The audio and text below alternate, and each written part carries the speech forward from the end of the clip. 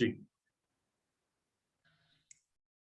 Hola a todos, bienvenidos a esta grabación que estoy efectuando el 9 de abril de 2022. Estoy grabando con Zoom, no con StreamYard esta vez, por otros motivos, y luego lo subiré al canal. Se había pensado hacer en forma de directo esto, pero no es lo conveniente debido a que se tiene que profundizar en temas históricos, ¿no? De hecho, el título se llama Los hechos de la conspiración. Siempre hemos oído hablar de teorías de la conspiración, hoy en día está muy de moda, pero han existido siempre, es decir, no es algo nuevo. Y en este caso hablaremos de hechos concretos, ¿no? Ya no hablaremos de elucubraciones, sino de hechos que nos adentrarán en la historia desde otra perspectiva, analizando estos hechos y nos puedan llevar quizá a algún camino que no tiene por qué ser una conspiración, o sí, o sí es una conspiración, o veremos qué conspiración, ¿no? Para ello vamos a contar con Icheve. Icheve es un seudónimo, ¿vale? Él es mexicano, no puede decir su nombre por motivos que todo el mundo puede suponer.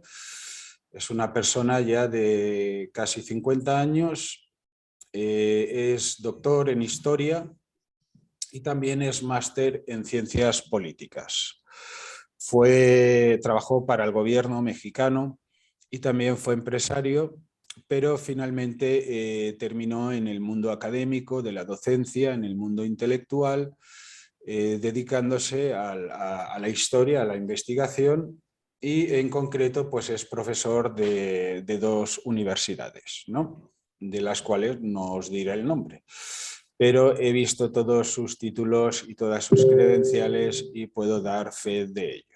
Bien, sin más, en este caso Icheve, pues no le veréis la imagen, será una especie de avatar, podríamos decir. En este caso vamos a intentar, si... hola, Icheve, ¿estás ahí? Hola Santi, aquí estoy. Buenas tardes. Buenas tardes. Buenas tardes desde México. Muy bien. Saludos a tu audiencia. Vale, pues encantado de tenerte aquí. Soy yo la principal imagen. Voy a intentar poner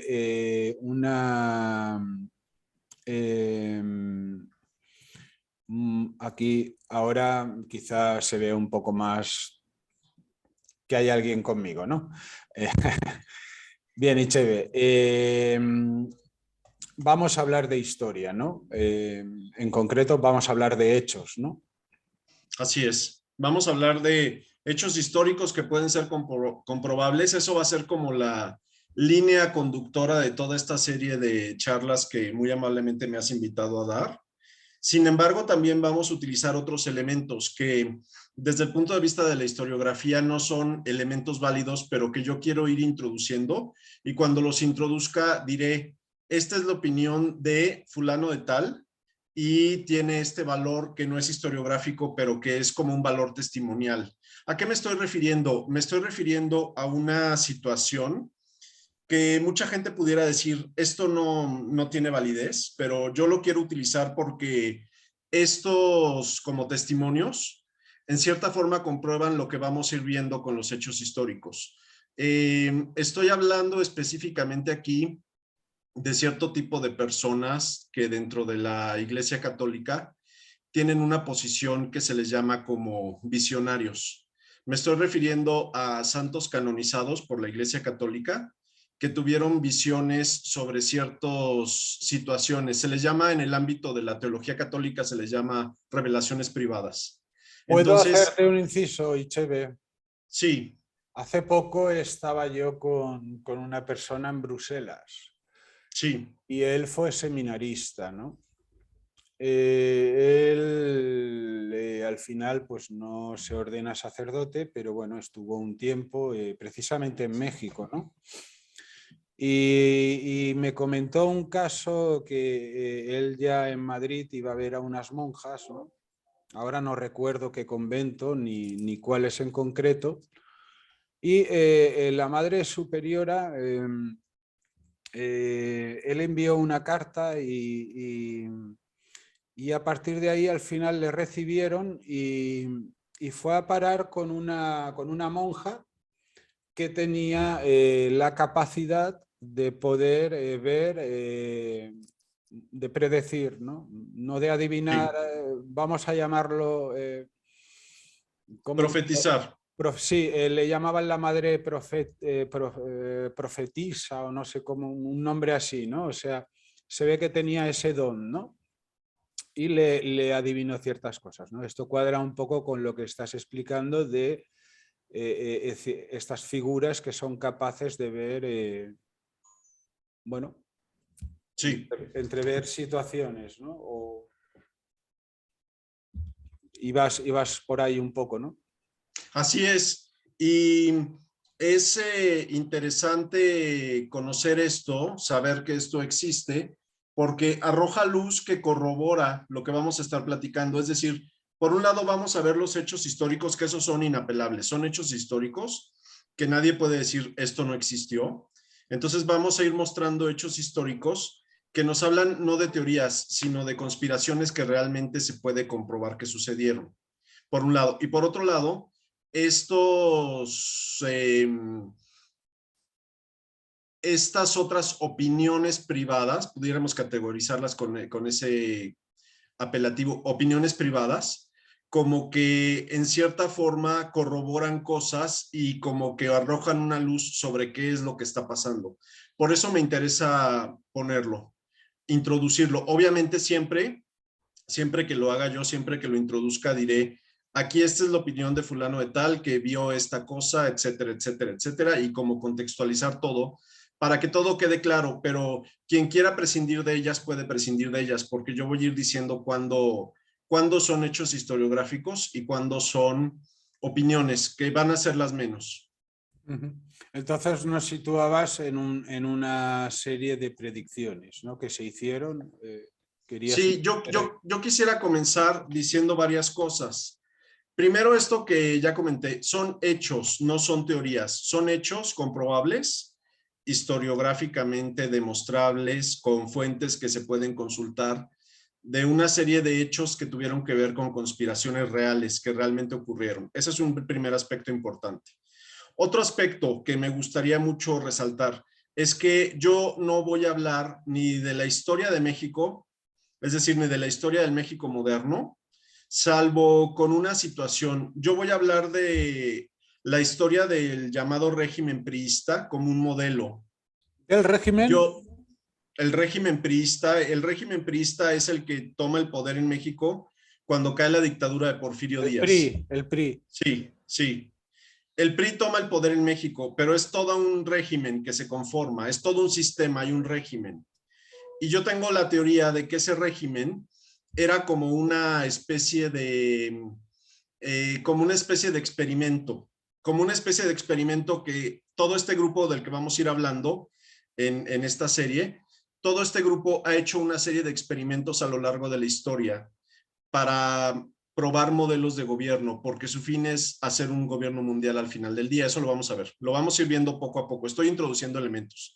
Entonces, Entonces, yo no voy a hablar de la historia moderna de México, salvo el régimen priista como un experimento que comienza en 1911 y que termina en los años 60. Eso es lo único que voy a hablar yo de historia de México. Es decir, yo no voy a hablar de políticos de México que salen en el expediente Royuela. No voy a hablar tampoco de la organización, es decir, de la célula narcoterrorista que sale allí plasmada en el expediente Royuela, porque yo sobre los participantes en esa célula no tengo realmente mayor información que aportar. Entonces yo me voy a... lo único que aparece es un personaje de tu país que fue presidente y que fue un gran presidente querido, además, me lo comentabas tú, al Sí, margen de que, bueno, la prensa ya saltó un escándalo hace tiempo y aparece en el expediente Royola, pero ello no quita que fuera un buen presidente para México, ¿no? O sea, Fue un muy buen presidente lo en lo cortés no quita económico. lo valiente, digamos. Es el caso de Salinas de Gortari, Sí. que pudo ser un hombre que hizo mucho por México, pero bueno, que si está envuelto en otros asuntos, pues ya no es de tu interés, tú ahí no quieres entrar, tú como mexicano lo ves que fue un buen presidente y por lo que me dijiste la opinión pública es buena, ¿no? La opinión pública fue muy buena cuando él fue presidente. Después hubo una serie de escándalos por una serie de crisis económicas que se le achacaron a él. Y él dijo que él no tenía la culpa, sino que fue la torpeza de los siguientes presidentes. Pero eso ya es como historia, Claro. historia que todavía no se ha acabado de resolver. Entonces, precisamente por ese tipo de cosas yo no pienso entrar en esa historia. Claro, es difícil juzgar un presidente que supuso pues, un cambio para México en base a una documentación que bueno, todavía debe ser juzgada y que entiendo tu postura perfectamente. Pero vayamos entonces, sí nos llevarás a la época del PRI, del partido, ¿no? Sí, Era el Partido Revolucionario institucional. Institucional. Vale, y bueno, pues nos llevarás a esta historia. Y entonces, ¿dónde comenzaríamos la introducción? Bien, yo quiero empezar la historia con dos líderes religiosos, porque ya expliqué yo en el mail que te mandé y que tú muy amablemente leíste, te expliqué que detrás de toda esta historia, es decir, del grupo de la célula narcoterrorista o la organización como se le quiera llamar, detrás de la logia de Llamémosle la Florida. organización. Sí, Yo le detrás de pongo la ese organización. calificativo en España en forma de ataque directo para ver si se me querellan, pero está claro que es una organización, ellos lo dicen, ¿no?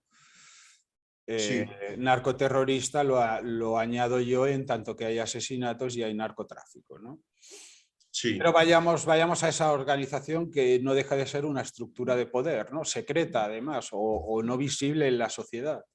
Sí, detrás de esa célula está también una o varias logias masónicas, que tú tienes ya bien identificada la logia de Miami, y creo que había también una en Sudamérica. Bueno, pero digamos que la masonería, pero no son los únicos elementos. Entonces yo lo que te decía en mi correo electrónico es que detrás de todos ellos y detrás de muchos intereses económicos fortísimos, está al final del día una secta.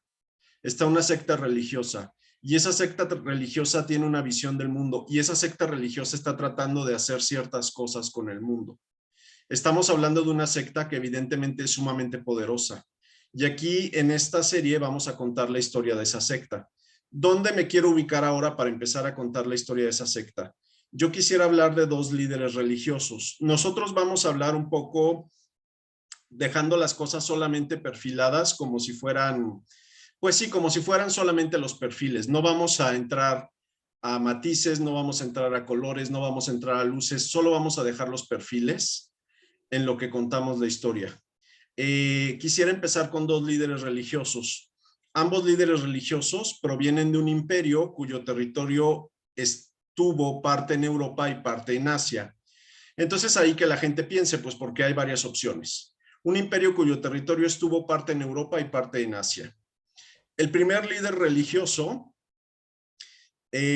nace, nace antes de 1540 y muere antes de 1580. Este es un primer líder religioso. Este primer líder religioso interviene con sus ideas en otro que vendría después. Entonces ahora entramos al segundo líder religioso, que nace antes de 1650 y que muere antes de 1690. Este segundo líder religioso, ya sabemos, 100% estamos seguros de que él sí pertenecía a la secta. El primero no lo sabemos, no estamos seguros. Puede ser que sí, puede ser que no. Lo cierto es que el segundo líder religioso tomó ideas del primero y este segundo líder religioso sí sabemos ya 100% que él pertenecía a la secta y no solo pertenecía a la secta, sino que él hizo la función como de una especie de profeta para la secta y presentó a la secta al primer mesías de la secta, porque esta secta tiene una serie de mesías. Desde ese primero que se manifestó en el siglo XVII, en la segunda mitad del siglo XVII. Ese Mesías se manifiesta en la segunda mitad del siglo XVII y desde entonces esta secta considera que ellos han tenido una serie de Mesías hasta nuestros días, pero que esos Mesías están ocultos. Cheve, una pregunta. Estaríamos Sí, hablando de en unos años o siglos que todavía la masonería no existía, no existe, ¿no? porque la masonería nace en 1717. Efectivamente. Y entonces estamos por el 1600 y pico, ¿no? Sí, después de 1650. Nos estás situando en Europa, en alguna zona geográfica de Europa, en algún lugar concreto. Habías dicho en concreto Sí. que venían de una cultura, bueno, de dos culturas, ¿no? Habías comentado. Uh-huh. Sí, Y, que era un imperio que tenía una parte en Europa y una parte en Asia, así es. ajá. Y, Sin embargo, esto no sería tan lo más relevante, porque realmente a partir de entonces, a partir de ese momento, ellos se han ido extendiendo. Se han ido extendiendo y para cuando existe la masonería, para cuando surge la masonería, nosotros podemos ver que la secta ya está prácticamente distribuida por toda Europa. Y si nosotros vemos la actualidad, nosotros podemos pensar que la secta realmente está en todo el mundo, ni siquiera en el mundo occidental, en todo el mundo. Y has dicho que hay dos figuras principales separadas en el tiempo, donde el Sí, segundo claramente retoma ideas del primero, que del primero sí, no se tiene una constancia directa de que hubiese pertenecido a la secta, pero que sí sí, el segundo está demostrado que perteneció a la secta o se sabe y que además presenta al Mesías a esa secta, ¿no? sí, así es. Y una pregunta, ¿sería este segundo quizá el que funda la secta, por así decirlo? O puede haber... No, No, ya hay venía... elementos para pensar que la secta es mucho más antigua. ¿Qué tan antigua? No lo sabemos. Puede ser No lo incluso sabemos. más Y aquí, antigua, y puede aquí ser... yo sí quisiera hacer un acápite. Yo quisiera poner aquí uno de los primeros referencias que voy a presentar que son no historiográficas. Hay una visionaria eh, alemana que se llama Ana Catalina Emmerich. Y entonces ella escribe una serie de libros sobre la vida oculta de Jesucristo, sobre la vida de la Virgen, sobre la vida de ciertos santos del inicio del cristianismo. Y en un capítulo en el que ella habla de cuando la Sagrada Familia de, se va de Belén para irse a esconder en Egipto, ella narra que en Egipto se encuentra una secta que por las características como ella la describe, podríamos pensar que es la misma secta de la que yo estoy hablando. Podríamos pensar que es la misma secta, que estaba en Egipto Podríamos, en el año 2 de nuestra era, en el año 2 después de Cristo. podríamos decir entonces que esta secta recoge elementos que vienen ya de culturas antiguas, no del 1600, sino que ya hay un linaje o una descendencia, una tradición en esta secta. Muy seguramente, porque además Puede proceder de Babilonia, puede proceder de alguna civilización antigua. de Egipto o de Babilonia tal vez, porque como he comentado, se trata de una secta gnóstica. Y el gnosticismo se da en toda esta región. Se da en Babilonia, se da en Egipto, se da en Grecia. El gnosticismo se da en toda esta región geográfica, así es. Ahora, nosotros después, en la Edad Media, empezamos a ver también algunos elementos que nos pudieran hablar de la actuación de esta secta, pero eso es irnos adelantando. Y Quisiera cuando retomar, nace esta secta, ha estallado ya la sí, reforma protestante en Europa. ya, así es, ajá. ¿Se produce al momento o antes, después? O se produce Después, la secta, el profeta presenta al primer Mesías después de que ya había sido la reforma protestante. después de ya una Europa dividida religiosa En iglesias, vaya, ¿no? Sí, Están en el cesaropapismo, ¿no? Todos. sí. Bien, y entonces adelante con el personaje o con la secta. Ok, entonces estamos hablando que el espacio temporal es la segunda mitad del siglo XVII, es decir, después de 1650, cuando se manifiesta, aunque su antigüedad con certeza no se sabe, pero hay elementos para pensar que puede ser mucho más antigua. El espacio temporal de esta serie que estoy presentando contigo, digamos que pudiera comenzar, lo fuerte de esta historia pudiera comenzar allí, en la segunda mitad del siglo XVII, y continúa en el tiempo hasta nuestros días. Llegamos a la época del presidente de Estados Unidos, Nixon, que en 1971 abandona el patrón oro. Ahora tu audiencia y tal vez tú dirán, ¿qué tiene que ver una secta religiosa con el patrón oro y con el presidente de Estados Unidos?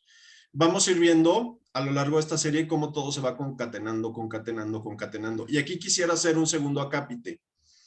En la historiografía se dice que tú no puedes estudiar a una institución en un periodo tan largo de tiempo. Es decir, aquí yo estoy hablando desde después de 1650 y hasta nuestros días, prácticamente. Sin embargo, lo que sí se puede saber desde la historiografía es como las diferentes etapas de una institución y se puede ir estudiando etapa por etapa. Con esta secta se puede hacer exactamente lo mismo.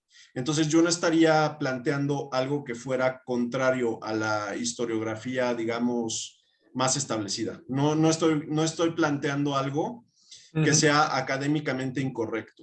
Sí, un abordaje que no que sea descabellado, digamos. Estás Sí, haciendo, analizando una secta en sus diferentes etapas, sí, así es. contextualizándolas, ¿no? Es decir, Exacto. por eso Sí, así es. entenderemos que del siglo XVI, XVII llegaremos a Nixon o al PRI en Sí, México, ¿no? O incluso, sí, quién sabe, al expediente de Royuela con la así organización es. esa, ¿no?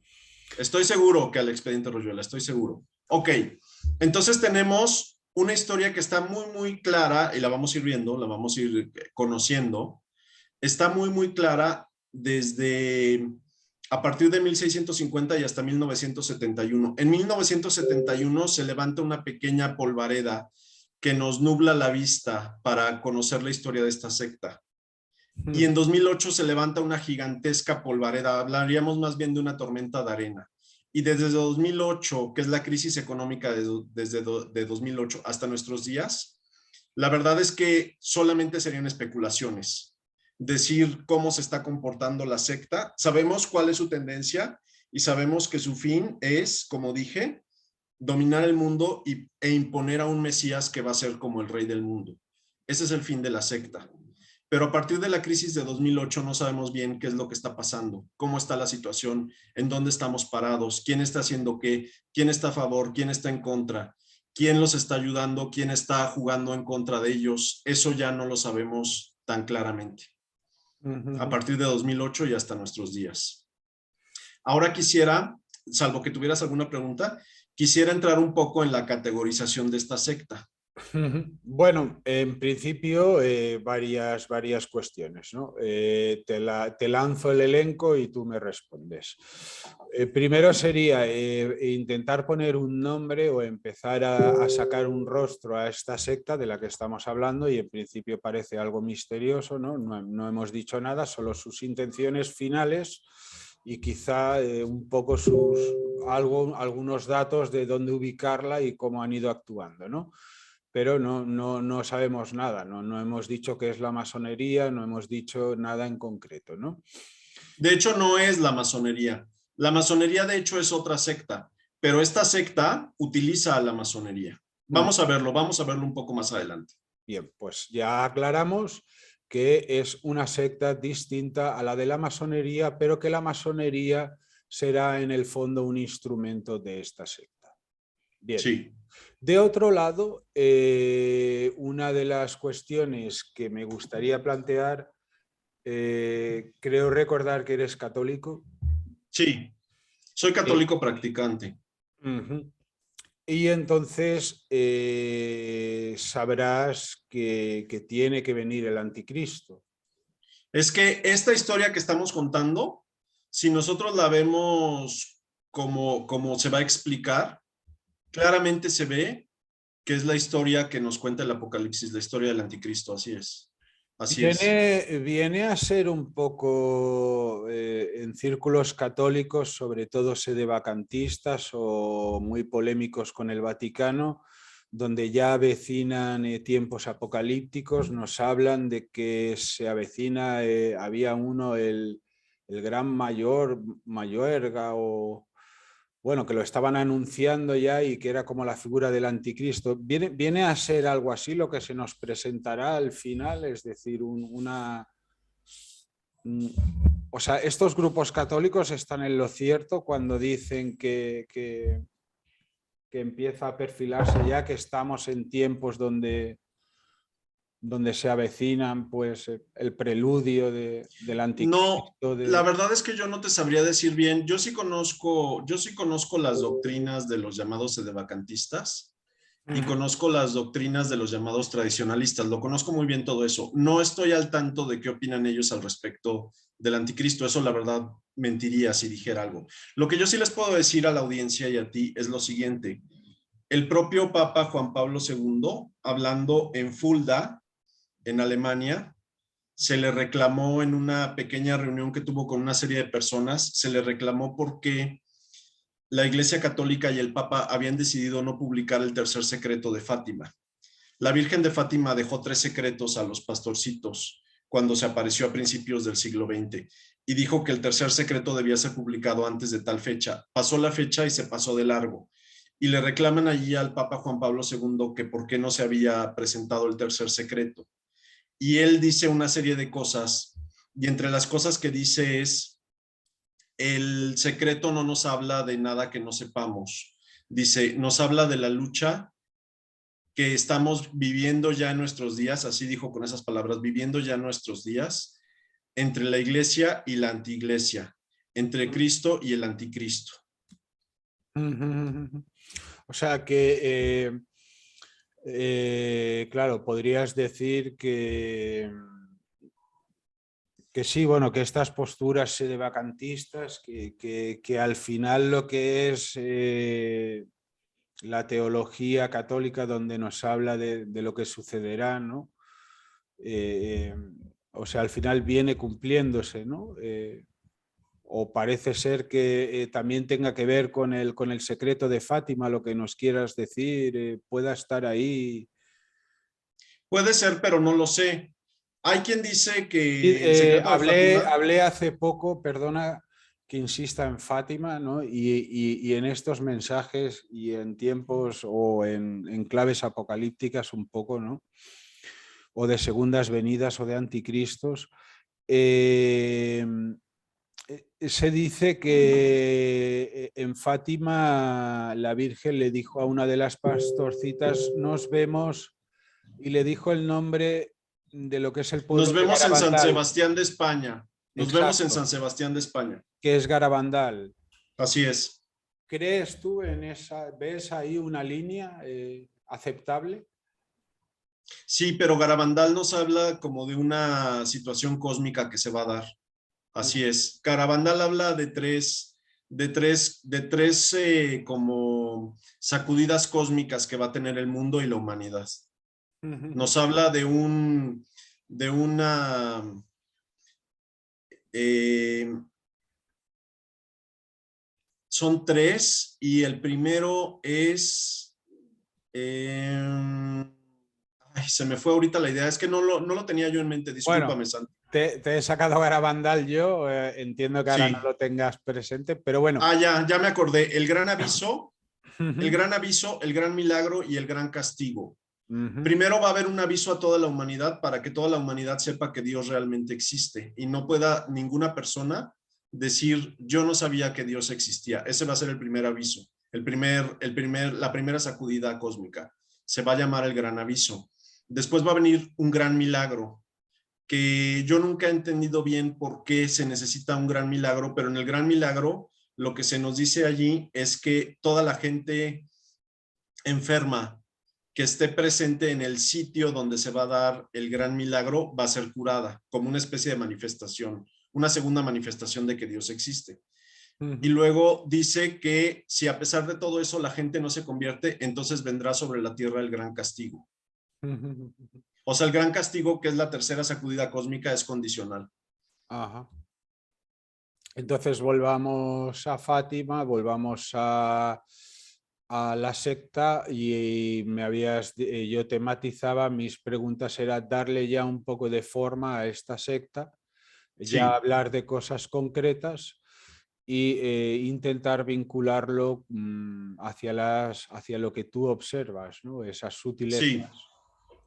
Es una secta gnóstica panteísta. ¿De Secta dónde gnóstica nace? panteísta. ¿Dónde nace? ¿Dónde podría nacer? ¿En qué se basa? ¿Se saben sus dioses? ¿Qué sabemos de ellos? De su gnosis, de su conocimiento, de su... Las sectas gnósticas asumen que existe un conocimiento que no está disponible para todo el mundo, sino que es un conocimiento oculto que solo se le da a una serie de personajes que participan de esa religión. Esa es, digamos, como que la base de la gnosis. El gnosticismo, la gran parte de las sectas gnósticas son dualistas, es decir, piensan que existen dos dioses. Te pongo un ejemplo. La masonería, yo te lo escribí en el correo que te mandé. La masonería es una secta gnóstica dualista. La masonería dice, hay dos dioses, y uno es el dios de la Biblia y el otro es Lucifer.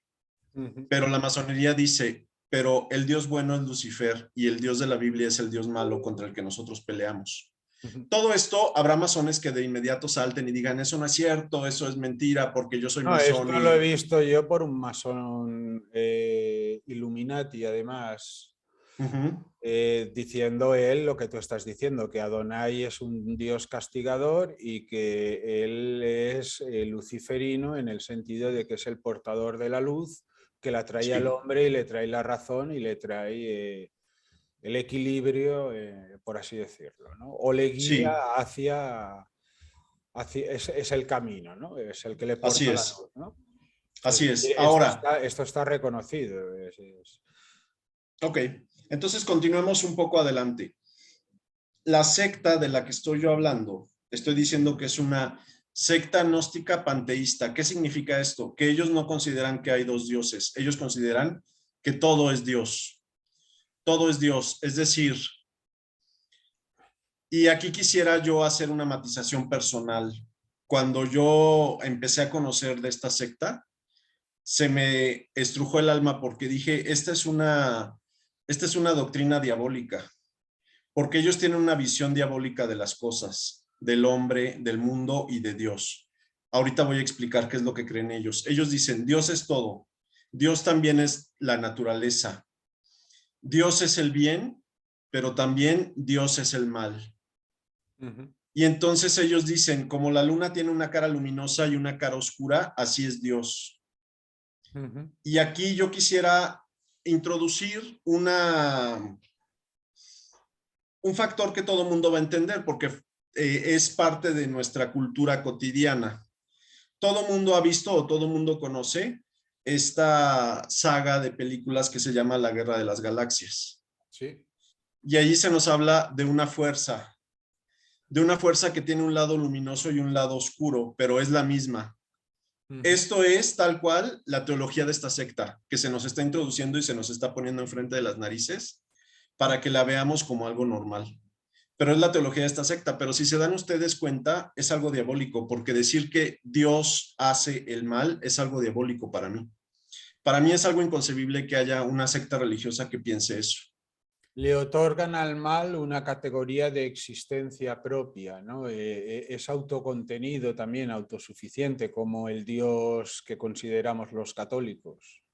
Sin embargo, hay varias cosas importantes con esta secta. Los miembros de esta secta distinguen perfectamente el bien del mal. Creen que el bien y las normas morales son necesarias para mantener un orden social, pero al mismo tiempo esta secta hace un uso ritual y un uso religioso del mal. Y de nuevo aquí vuelvo yo a insistir, tienen una visión diabólica de las cosas, porque ellos piensan que es útil para sus fines el que se realice el mal. Y ellos realizan el mal con fines rituales. Practican rituales, podríamos decir, de sangre. De violar todos los mandamientos de la ley de Dios. Y se centrarán, ellos tendrán una religión en concreta como enemiga, cogerán una obsesión por los hinduistas, por los judíos, por los musulmanes, por los católicos. Ellos, su religión es esa, pero se hacen pasar por miembros de otras religiones según les va conviniendo. Se hacen pasar por judíos cuando les conviene. Se hacen pasar por cristianos, es decir, se hacen pasar por católicos, por protestantes, por ortodoxos, cuando les conviene. Se hacen pasar por musulmanes cuando les conviene.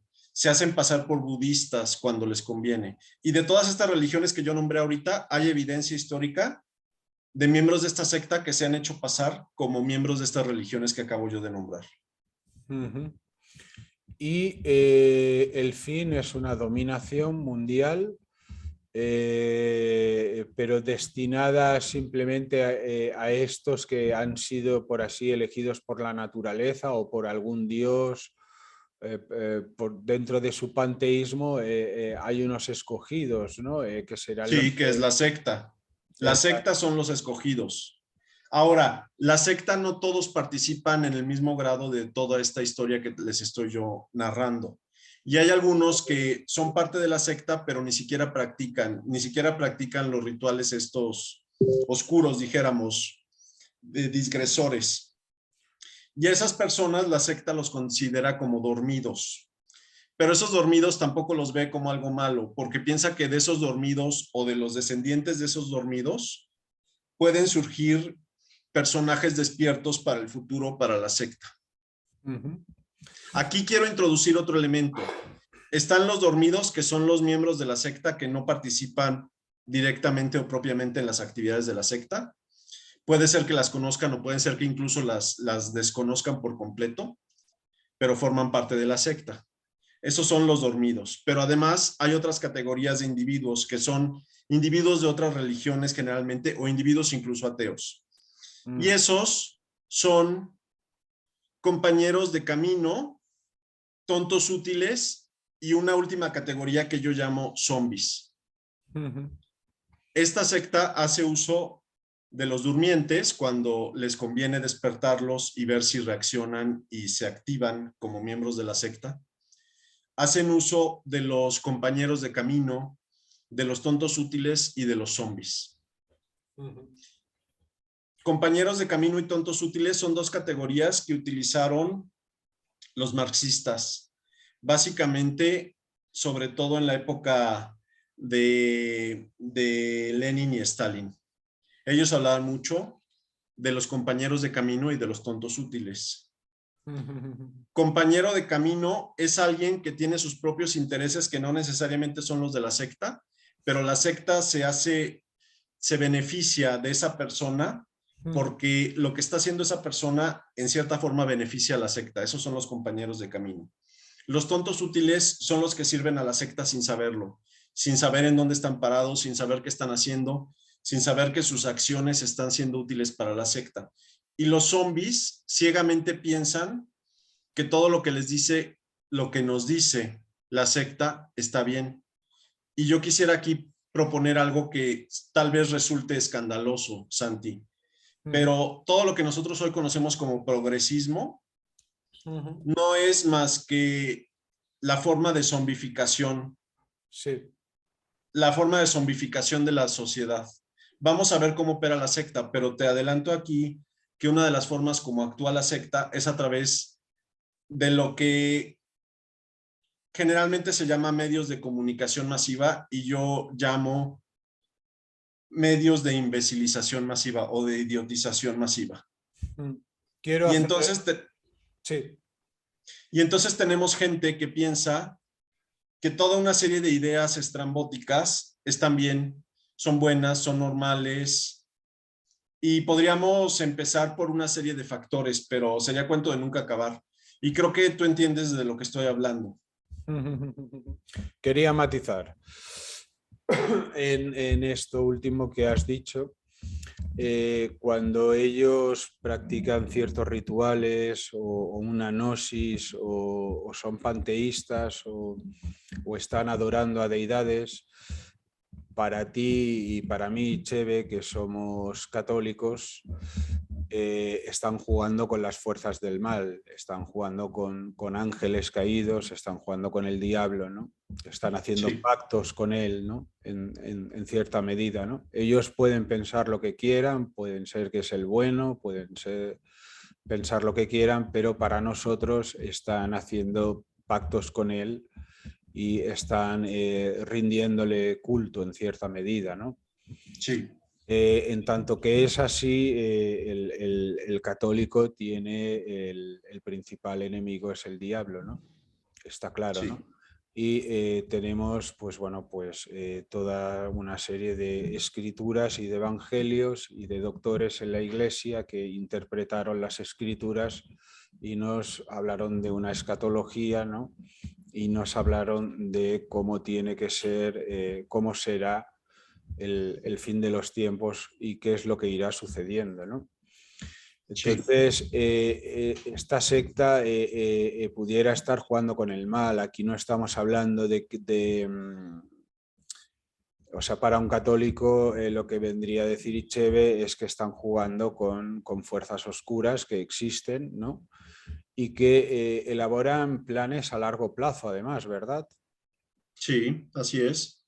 Y Y además, retom sí, perdona, ahora te dejaré que insistas en esto del largo plazo, utilizando energías no tangibles, ¿no? O no conocidas, ¿no? Y además, hablabas de una sociedad, ¿no? Aborregada, ¿no?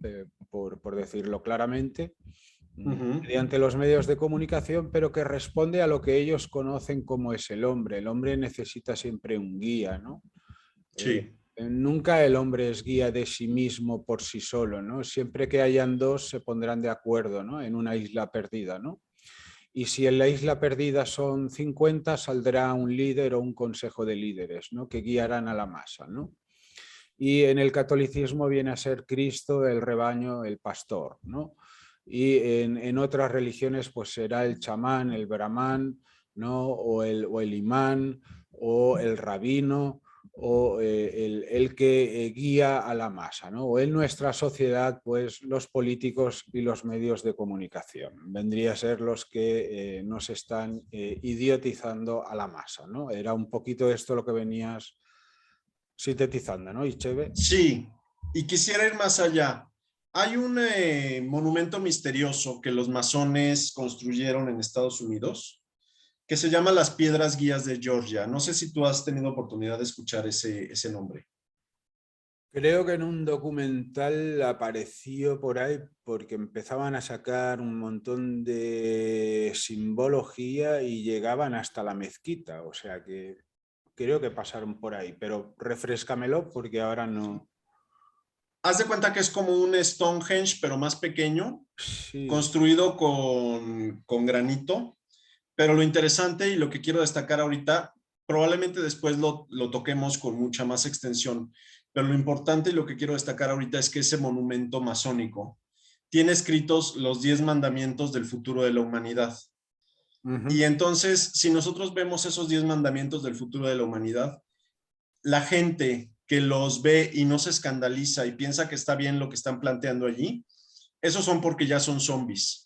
Vamos a Ya son, detenernos, vamos a detenernos. Yo ahora desconozco totalmente este monolito, este Stonehenge, sí, mini Stonehenge, que dices que hay grabada una ley para el futuro, para la humanidad.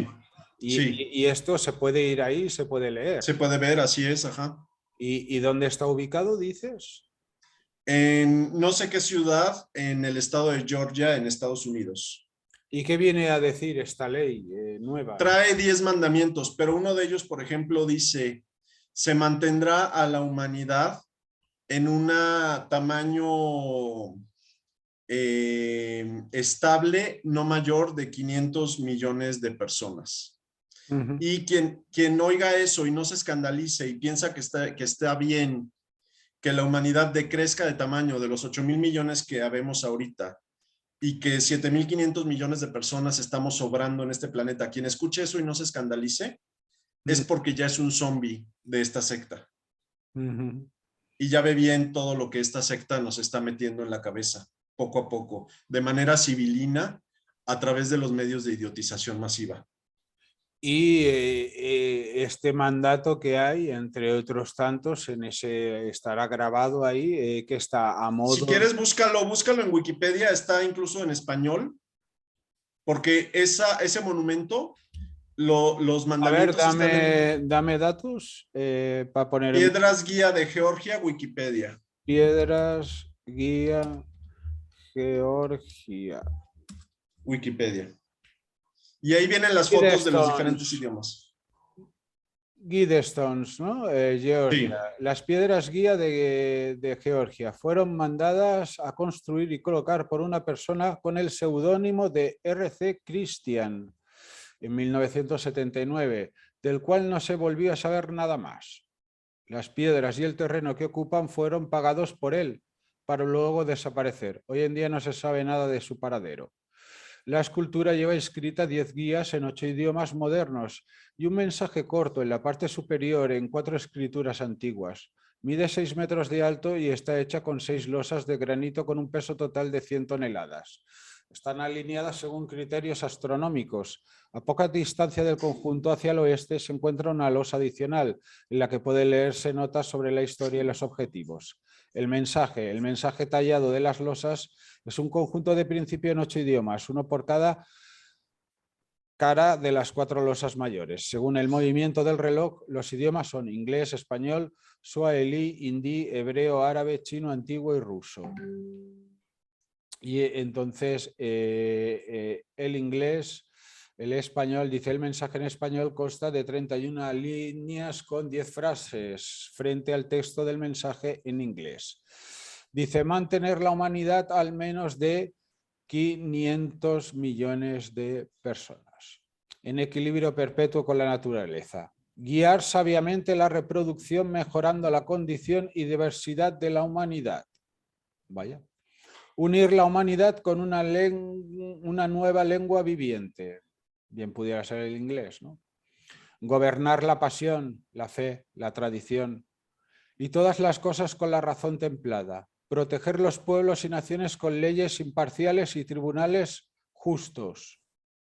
Leyes imparciales y tribunales justos. Permitir a todas las naciones que se gobiernen internamente, resolviendo las disputas externas en un tribunal mundial. Evitar leyes mezquinas y funcionarios inútiles. Balancear los derechos personales con las obligaciones sociales. Valorar la verdad, la belleza, el amor, buscando la armónica con el infinito. No ser un cancro en la tierra. Dejarle espacio a la naturaleza. Dejarle espacio a la naturaleza. Como puede observarse en el original esculpido, las expresiones utilizadas proceden de una traducción literal del inglés y pueden no resultar muy naturales en español, aunque algunas no son estrictamente incorrectas según la Real Academia de la Lengua. Y bueno, sale ahí la piedra, ¿vale? Y esto fue en 1979, ¿no? Más o menos. Sí. Ahora, yo quisiera aquí llamar la atención de la audiencia. Uno puede escuchar cada una de estas mandamientos, 10 mandamientos, y a primera vista pueden parecer buenos, pueden parecer lógicos, pueden parecer de sentido común, pero si uno los mira con No, pero son detenimiento, preceptos sociales para un pero son futuro. diabólicos. Cada uno de ellos es diabólico por lo que implica. ¿Qué implica? Implica que vamos a vivir en un estado policial, en una gran tecnocracia, que el gobierno va a decidir por nosotros, que el gobierno va a decidir quién puede y quién no reproducirse. Implica una serie de cosas que es una sociedad realmente diabólica, la que están ellos planteando. Claro, supone una reducción masiva de la población y ello conllevará a una élite, a un funcionariado que será elitoso, ¿no? Donde será una tecnocracia total del mundo, ¿no? Se respetarán, dicen, las naciones que se gobiernen, pero rendirán culto al gran gobierno mundial, ¿no? Resolviendo las disputas externas en un tribunal mundial, ¿no? O sea, están hablando ya de cómo quieren ellos la sociedad que sea en un futuro, ¿no? Para cuando ellos ya hayan eliminado a esa población, ¿no? Sí, Y esto aparece en 1979. sí. Y uno se encuentra esta piedra, un hombre, y cómo llegas hasta la secta. Es decir, Esta piedra evidentemente la mandó a hacer la masonería, pero todo lo que está planteando esta piedra, no más allá de lo que piensa la masonería, es la visión de la secta para la humanidad en el futuro. Lo vamos a ir viendo. Lo vamos a ir viendo porque no puedo yo meter ahorita toda la información porque sería una locura. pero Vamos a ir viendo con los casos ahora que históricos. hemos cogido una piedra suelta ahí que existe en una ciudad, ¿no? Podríamos haber ido a otra ciudad y haber sacado unas frases y haber Sí, has ido a esta piedra por algo que luego volveremos a ella. Volveremos. así es. Ajá. Bien. Es decir, que esto no es porque sí, no es porque Ichebe ahora haya visto una piedra y le haya entrado una paranoia o haya hecho una conexión absurda, ¿no? Elucubrante o paranoide, sino que esto tiene un sentido. Tiene un sentido que de momento lo vamos a dejar. Sí. Bien, entonces continuemos. Continuamos. ¿Cómo podríamos... Dijimos, perdón, sí, dime. Sí, esta secta la hemos identificado que, claro, que está rindiendo culto al mal, ¿no? Pero ellos, ¿cómo se ven a sí mismos? ¿Tú crees? ¿Se sabe algo internamente? Ellos se ven como la élite del mundo, que fue creada por ese Dios que ellos dicen que es bueno y malo al mismo tiempo, para gobernar al mundo y por eso a ellos se les permite realizar el mal y de hecho lo deben realizar como una forma ritual. Y Cheve, en tanto que me adentras en un dualismo, lo que es bueno y malo depende del bando donde estés, ¿no? Pero es que esta no es una secta gnóstica dualista, es una secta gnóstica panteísta. Ellos piensan que ese Dios único en el que creen es al mismo tiempo la naturaleza, es al mismo tiempo la humanidad, es al mismo tiempo el bien y es al mismo tiempo el mal. Es el todo. Y ellos se ven como los que le traen a esta humanidad al Mesías. Y el Mesías va a ser la encarnación de ese Dios. La encarnación de ese Dios que va a gobernar al mundo. Sigamos, pues. Ok. Entonces estábamos diciendo que esta secta a su vez hace uso de otras sectas como la masonería.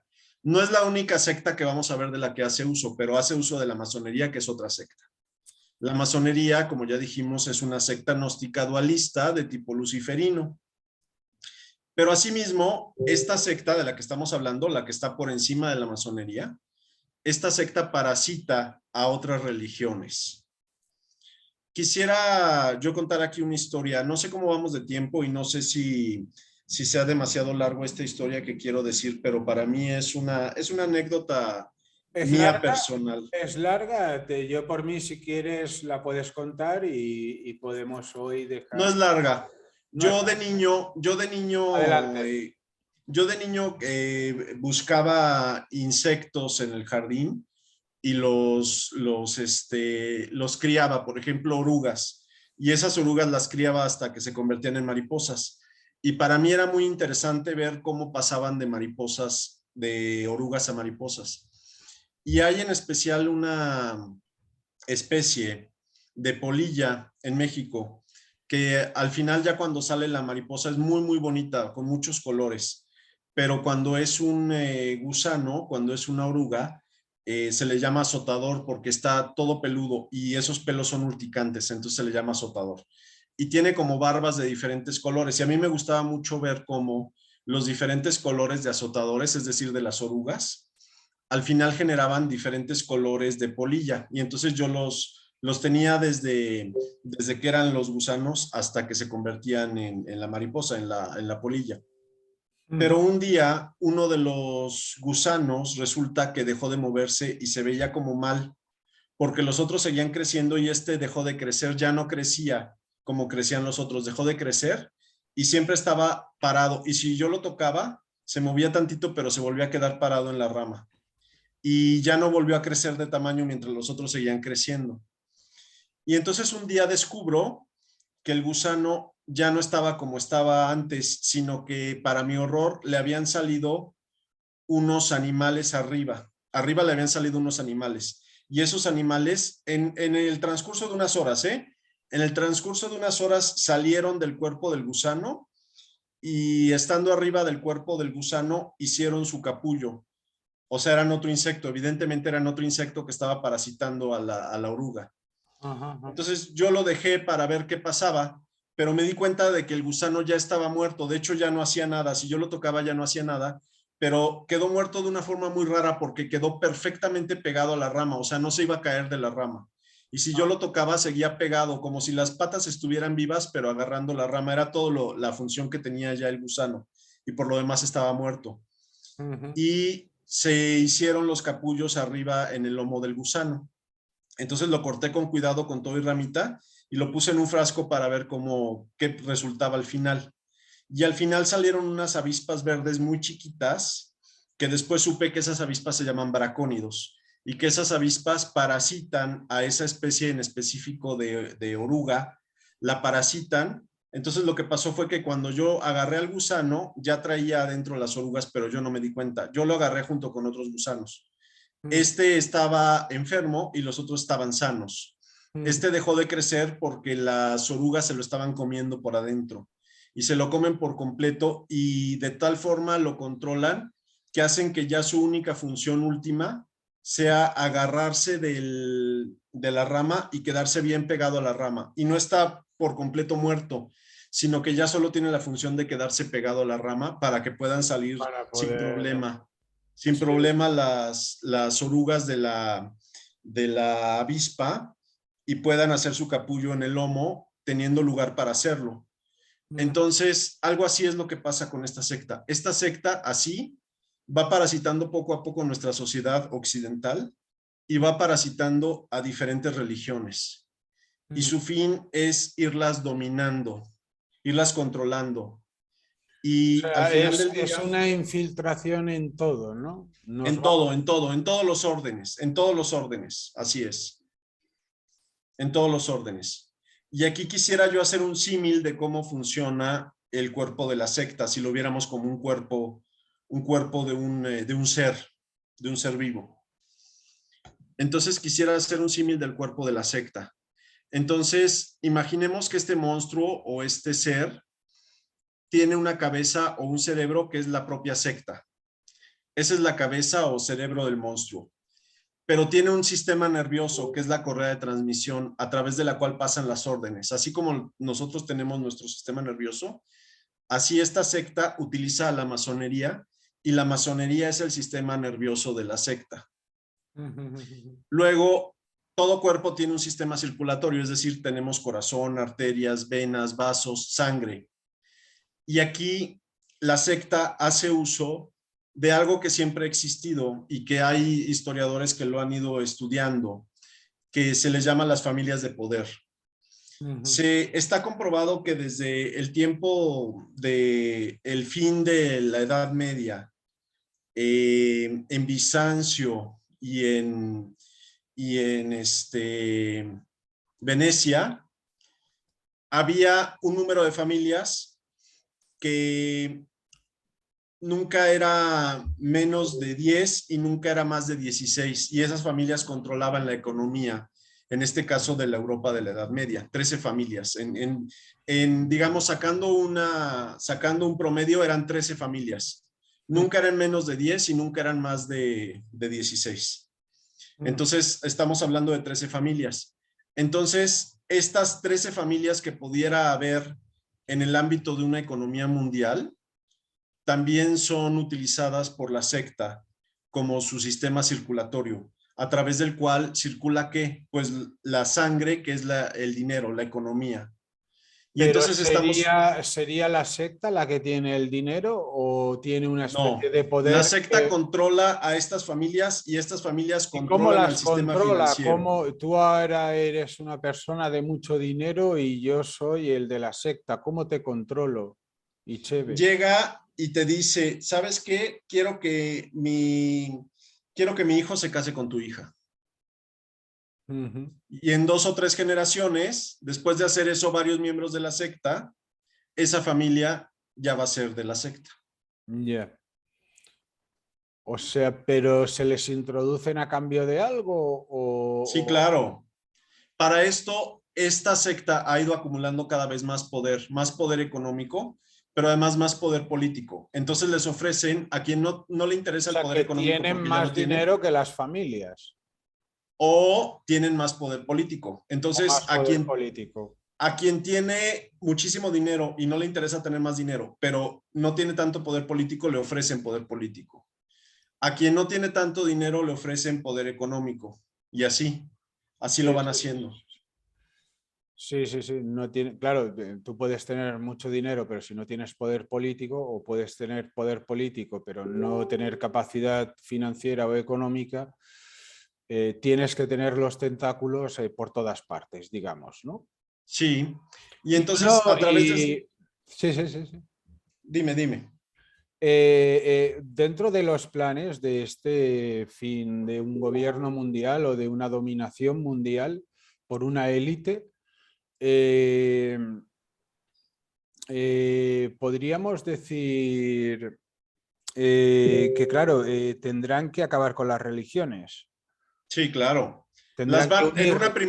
en una primera etapa las van a tener zombificadas y en una segunda etapa las van a juntar todas en una sola religión mundial. Ujú. Entonces, por ejemplo, la religión católica la tienen bastante dinamitada, ¿no? Sí, La han atacado mucho. Incluso tenemos mucha gente por internet distorsionando la historia de la religión católica y de la iglesia, ¿no? sí. Encontramos de otro lado los musulmanes, que bueno, salvo los radicales que parecen ser a veces fruto de intereses internacionales creados, Es ¿no? que desde mi punto de vista, los radicales del Islam forman parte de los que están zombificados por esta secta. Zombificados por la secta, ¿no?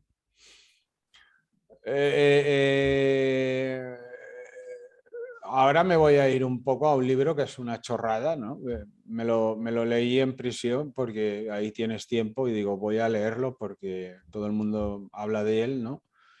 Y era el libro este del Dan Brown, Ángeles y Demonios, Sí, donde habla de un hashashin que tiene que matar a uno y habla de un papa, bueno, mete ahí un lío.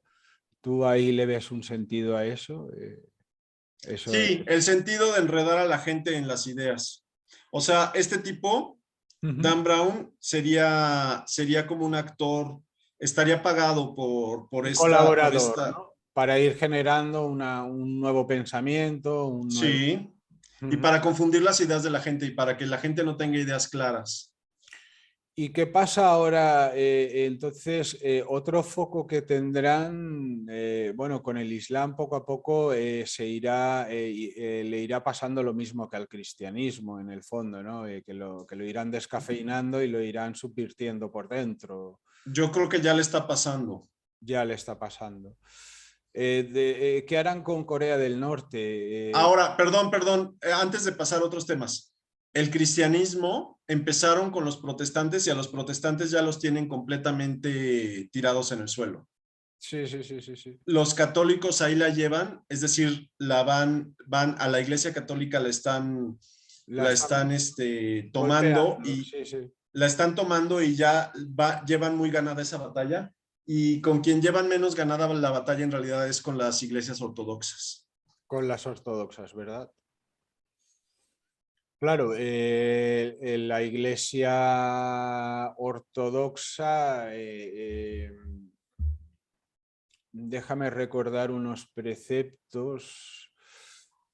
El católico puede, con la Iglesia Ortodoxa hay comunión, sí, ellos lo único que tienen popes, ¿no? No están en la obediencia del... Las iglesias ortodoxas son cismáticas, lo cual significa que no son heréticas. Pero La es doctrina por es, son cismáticas, pero es por el filioque procedit. sí, pero el filioque puede ser interpretado de dos formas, o de forma herética o de forma ortodoxa.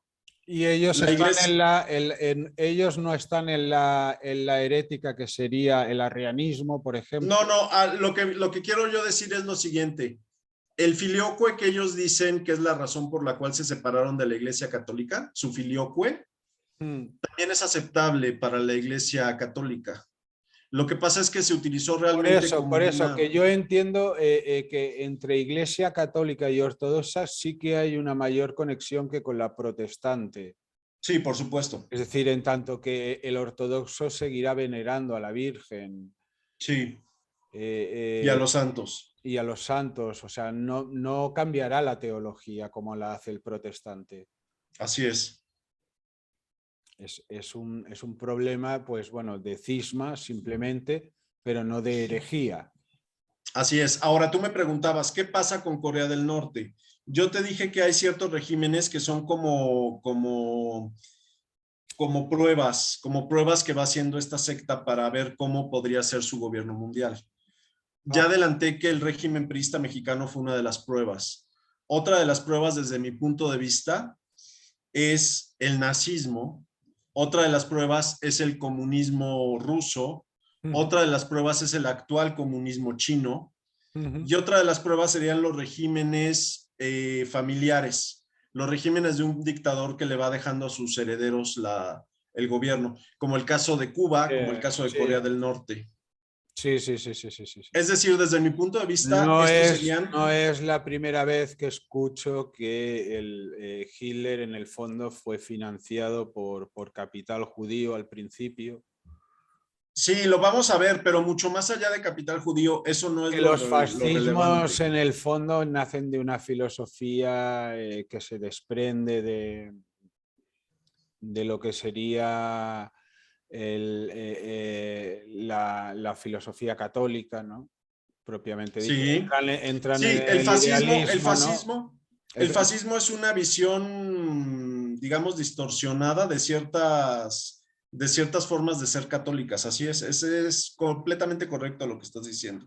como el comunismo, ¿eh? O sea, Como el comunismo.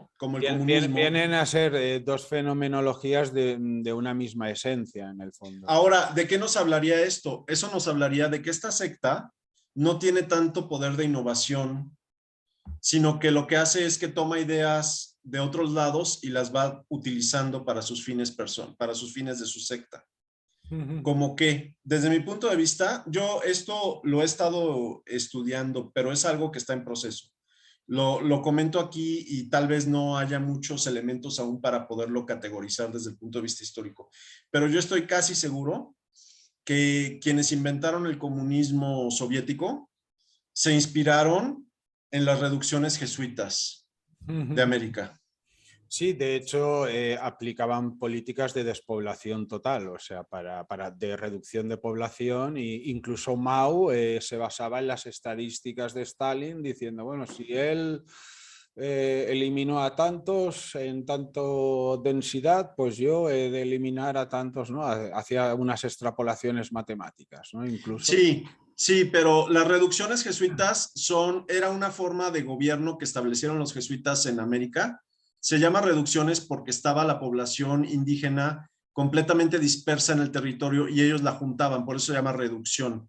Ajá. Juntaban a la población que estaba por aquí, por allá, toda la juntaban y la ponían en un solo lugar Ah, para que tuvieran actividad económica. Es decir, esos indígenas ya no se iban a dedicar a la caza y a la recolección de frutos, sino que tenían que trabajar para subsistir. claro. Entonces, de ser personas que no eran productivas para la corona española, dijéramos, convirtieron a muchísimos millones de habitantes de las selvas y Ujú. en el caso de Estados Unidos, bueno, de lo que hoy son Estados Unidos, de habitantes de las estepas, de las praderas de los actuales Estados Unidos, los convirtieron en habitantes de las reducciones jesuitas y Ajá. ellos tuvieron un papel económico sumamente relevante. El comunismo trató de hacer eso, pero no tenía el mismo espíritu que las reducciones jesuitas y por eso fracasó. ¿Y crees que detrás de la revolución comunista, socialista, de las que se dieron, había una intencionalidad de la secta? Desde mi punto de vista, en todos los movimientos sociales importantes del mundo, desde la Revolución Francesa hasta nuestros días, detrás ha estado los intereses de la secta, ya sea a favor de esa revolución o tratando de impedirla. Tengo yo libros que sí que hablan de cómo de los principales inspiradores y cargos políticos y militares de cuando se hace la revolución y cuando se instaura el comunismo y del gobierno de Stalin y todo, ¿no? Y todo parece apuntar a que parece algo pues que sí que pueda proceder de un diseño de una secta, ¿no? Como tú bien dices, pero ya lo analizaremos con calma. Así es. Ahora, quisiera continuar con el símil del cuerpo del monstruo. Estaba diciendo que el sistema circulatorio, el corazón serían las 13 familias de poder, pero además hay un sistema financiero, hay megacorporaciones, hay un banco central, todo ese modelo, banco central, sistema financiero, megacorporaciones, nosotros lo podríamos categorizar como en México lo llamamos capitalismo de cuates. Ustedes no sé cómo lo llamen, pero sería algo así como capitalismo de amigotes, que no es el capitalismo, no es el capitalismo que fue definido por Adam Smith y por otros teóricos, sino que es una deformación del capitalismo. Entonces, el sistema circulatorio de la secta es una deformación del capitalismo que ellos hacen para poder controlar al capitalismo. Claro. Y eso lo vamos a ir viendo también en hechos históricos. Luego, la secta tiene dos brazos. Un brazo es el sistema político corrupto. El Deep State, situaciones, bueno, ahorita vamos a ver como una interacción entre la célula narcoterrorista y el crimen bueno, ahorita lo explico bien. Quisiera volver al primer brazo, que es el sistema político corrupto.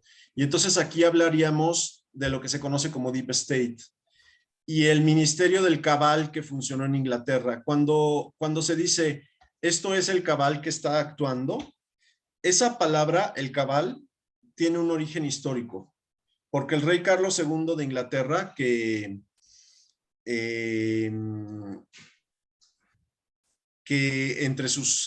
como parte de sus acciones, forma un ministerio y a ese ministerio le llamó el Cabal. Y ese ministerio del Cabal se llamaba así, el Cabal, obviamente en referencia a la Cábala, o sea, a lo oculto, por un lado, pero por otro lado eran las iniciales de los que integraban ese ministerio del Cabal. Entonces era la C por Clifford, era la A por Ashley, era la B por Buckingham, era la A por Arlington y era la L por Lauderdale. Entonces era el ministerio del Cabal, que eran los caballeros que le auxiliaban con su gobierno, pero desde un punto de vista como mafioso, porque era nadie más de la corte, de hecho por eso lo hizo Carlos II, este ministerio, no quería que nadie más de la corte se inmiscuyera en los asuntos de gobierno, y entonces forma el Ministerio del Cabal. Y entonces, desde mi punto de vista, la secta retoma esa idea del Ministerio del Cabal y así organizan ellos, a partir de entonces van organizando los sistemas políticos corruptos en cualquier país del mundo que se te ocurra. Entonces, un brazo sería el sistema político corrupto o Deep State o Pantano o como lo quieras llamar. Y el otro brazo sería el crimen organizado y interactúan el sistema político corrupto con el crimen organizado para hacer cosas como hemos estado viendo en el expediente Royuela. Curioso. Bueno, pues hemos... Pero no he acabado con el cuerpo. Sigue, Rápidamente. yo encantado. Este cuerpo tiene además Tiene dos más pulmones. cosas, tiene pulmones. Respira. Como nosotros que respiramos, este cuerpo monstruoso también tiene dos pulmones para respirar. Y un pulmón es un sistema educativo totalmente corrupto, para formar, en vez de para formar hombres libres, para formar borregos. Y el otro pulmón son los medios de desinformación y de estupidización social que hemos dicho. Entonces utilizan la... Y en estos medios de desinformación también incluiría yo entre comillas, los programas de entretenimiento. Que los programas de entretenimiento, si nosotros lo vemos, y el cine, por ejemplo, Hollywood, pues no es más que propaganda. Propaganda, al final del día no es más que propaganda de la secta. Programación neurolingüística, irte dominando la voluntad y creándote un lenguaje y creándote un imaginario donde tú beberás y de ahí sacarás los razonamientos que ellos mismos te van a guiar, porque Así no es, vas a poder llegar a otra conclusión porque no ves nada más, ¿no? O sea, así es. porque yo ahora te diría, o sea, ¿por qué está tan de moda ahora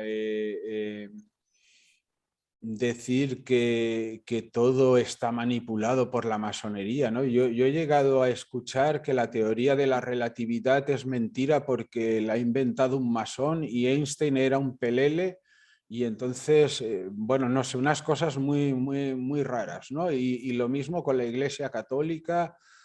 Eh, hablando como que la masonería y entonces gente que va formándose por internet, ¿no? Y esto forma parte de esta idiotez que están formando ellos también. ¿O? Así es, así es. Claro, Mezclar temas que no tienen nada que ver, mezclarlos para que la gente tenga dificultad en encontrar he la llegado información real. a oír que la Merkel es hija de Hitler. ¿Esto es posible? Yo no sé si sea posible, yo no sé si sea No lo posible. sé, igual pero bueno, no sé, he llegado a ir cosas muy extrañas, ¿no? Todo es posible, ¿no? Pero estaba ahora yo Ujú. entrando y digo, claro, a veces aquí hay una historia, ¿no? Y no debemos olvidarla, ¿no? Así es. Y entonces, claro, nosotros la estamos enfocando pues desde la visión católica, ¿no? En nuestro caso, cuando tenemos que identificar una fuerza oscura, pues no caemos en un panteísmo, sino que directamente estamos identificando pues con ángeles caídos, con deidades, ¿no? Mientras que un panteísta estará pensando lo que quiera o un gnóstico estará pensando que estamos utilizando energías o conocimientos que hay en el hombre o en la naturaleza, ¿no? En fin, bueno, hemos pegado una primera aproximación, hemos pegado un repaso, una perfilada, hemos hecho un esbozo.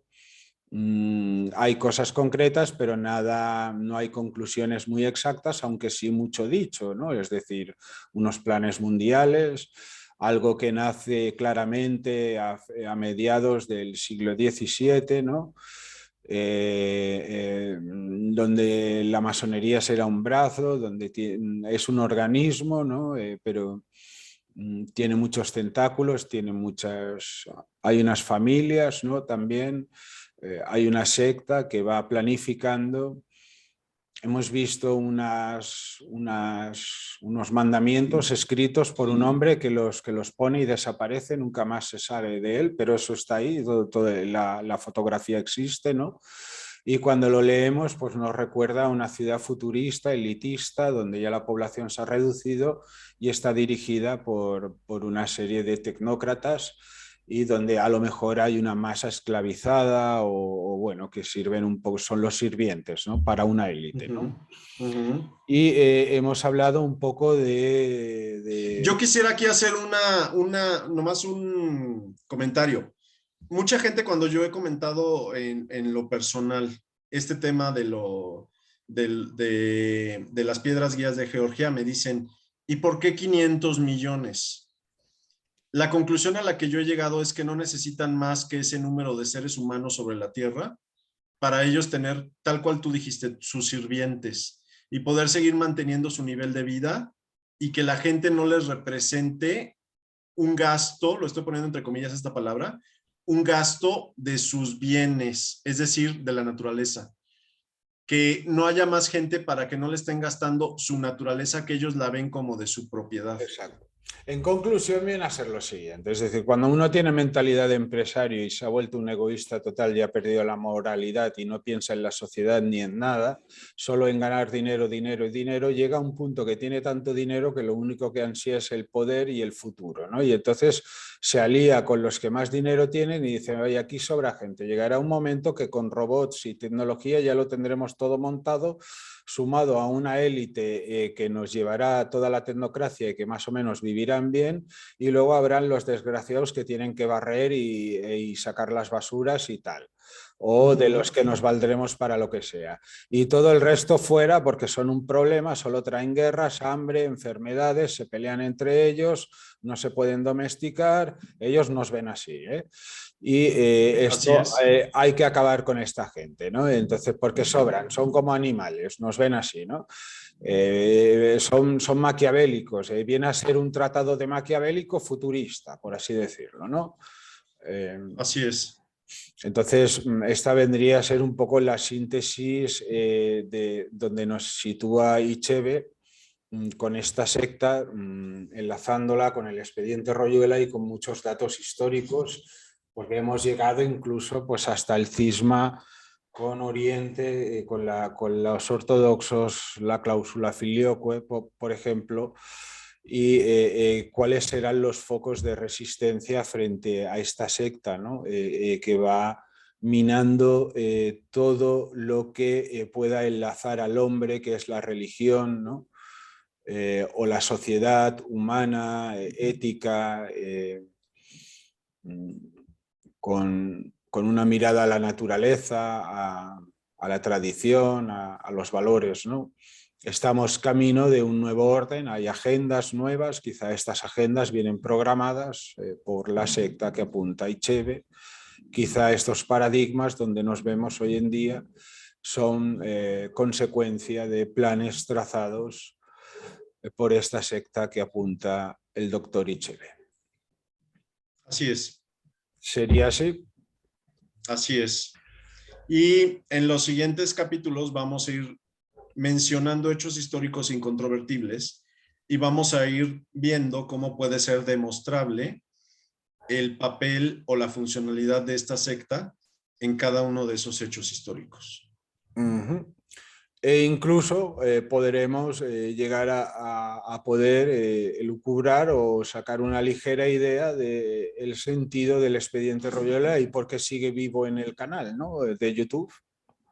Sí, cuando digo que en la actualidad estamos como en una tormenta de arena, yo no sabría decir realmente cuál sea la situación actual de la secta. Si están por ganarnos la guerra como humanidad o si están en guerra contra otro grupo de la humanidad que se ha dado cuenta de sus planes y que no piensa permitirles que hagan y que continúen.